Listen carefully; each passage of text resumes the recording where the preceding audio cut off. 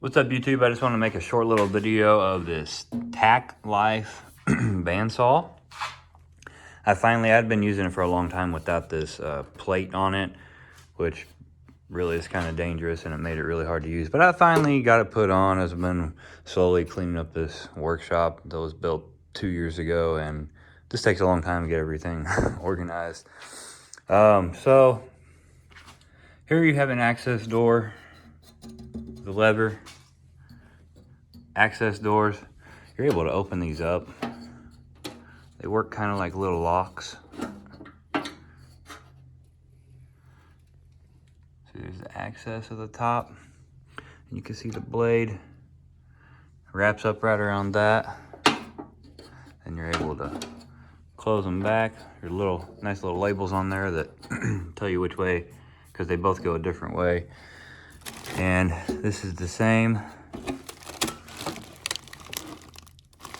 Got a bunch of stuff piled up here by it.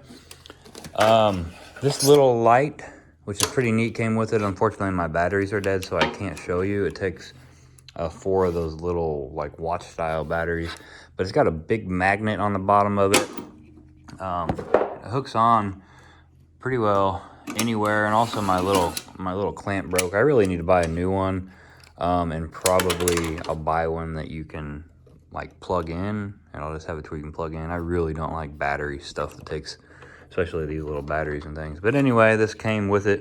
It's pretty neat. It was decently bright, but it would magnetize up really wherever you wanted it and then shine in the exact spot. So that's pretty neat.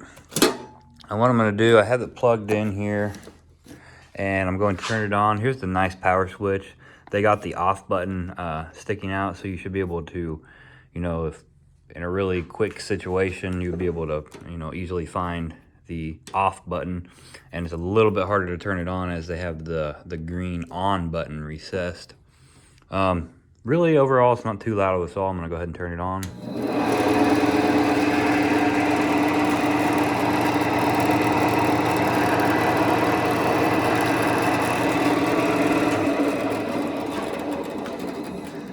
Again, here's the deck. Like I said, I had just got it on, and come with this little deal right here. It's a miter gauge, and you're able to twist this, and that allows you to get your angle, and it shows right there. Follow this red line, and like so right here would be the 45 degree. Tighten it back up. And then if you're just going for a small, like say 45 degree cut, you'd be able to put your board here and then push it, and you'd be able to get your 45 degrees to the blade. So that's pretty handy here. Table saws have these also.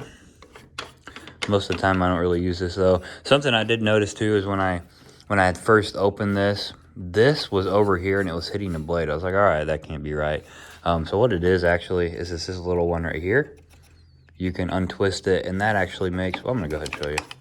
Loosen that a little bit, and that allows you to slide this to get it, I guess, exactly where you want it. I have it to where, because it was this right here that was going right into the blade actually, not the metal. I have it just inside that and then tighten it back up, but maybe different circumstances where you'd want to change that. Let me get this back to 0, because it's close to 0, but not all the way. If I go to use it and think it's on 0. But anyway, that just slides in and out of there. And you have this little lock right here. Make sure that that does not move.